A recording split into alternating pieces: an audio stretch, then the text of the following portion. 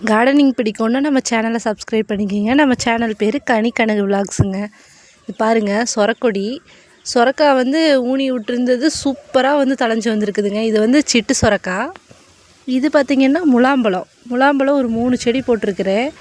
அது 3மே பாருங்கள் எவ்வளோ சூப்பராக தழைஞ்சி வந்திருக்குன்னு. இலை ஒன்று ஒன்று அவ்வளோ பெருசாக வந்திருக்கு. இதெல்லாம் இப்போ பாருங்கள், இப்போ தான் இப்படி கொடி படர ஆரம்பிச்சிருக்கு. இதெல்லாம் வந்து முள்ளங்கிங்க, வெள்ளை முள்ளங்கி அப்புறம் சிகப்பு முள்ளங்கி 2மே போட்டிருக்கேன். 2மே அப்படியே சூப்பராக தலை வர ஆரம்பிச்சிருக்குது.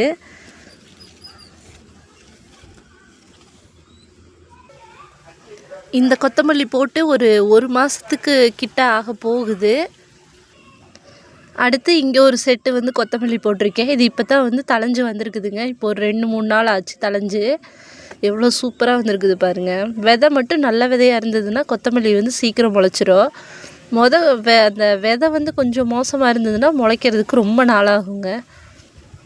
இன்றைக்கி வீடியோ அவ்வளோதான். உங்களுக்கு பிடிச்சிருக்குன்னா நம்ம சேனலை சப்ஸ்கிரைப் பண்ணிக்கோங்க.